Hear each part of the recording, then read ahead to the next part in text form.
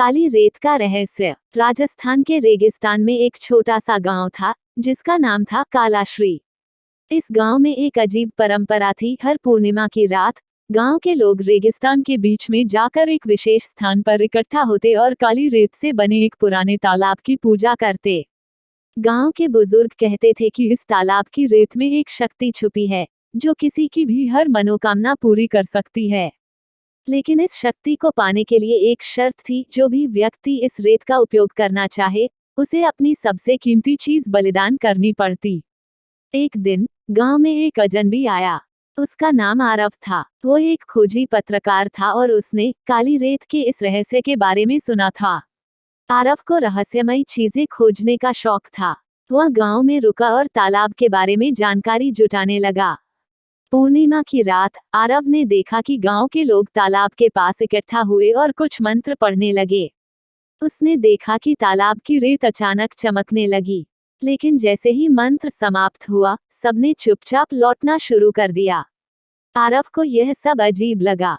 उसने तय किया कि वह इस रेत की सच्चाई जानेगा। अगली रात जब सब सो रहे थे, वह तालाब के पास गया। उसने रेत में हाथ डाला और उसे महसूस किया। तभी एक गहरी आवाज आई, तुम क्या चाहते हो? आरव ने चौंककर चारों तरफ देखा, लेकिन कोई नहीं था। वो हिम्मत जुटाकर बोला, मैं इस रेत का रहस्य जानना चाहता हूँ। आवाज गूंजी, सच जानने के लिए तुम्हें अपनी सबसे कीमती चीज छोड़नी होगी। आरव कुछ देर चुप रहा। उसके पास सबसे कीमती चीज उसकी डायरी थी, जिसमें उसने अपने जीवन के सारे अनुभव लिखे थे।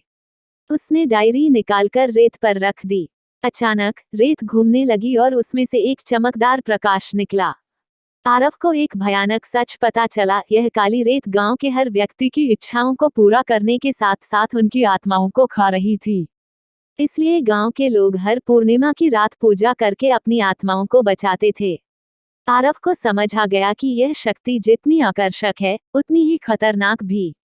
उसने अपनी डायरी वापस लेने की कोशिश की, लेकिन रेत ने उसे खींच लिया। आरव को यह समझने में देर नहीं लगी कि उसने अपना सबसे कीमती हिस्सा खो दिया है।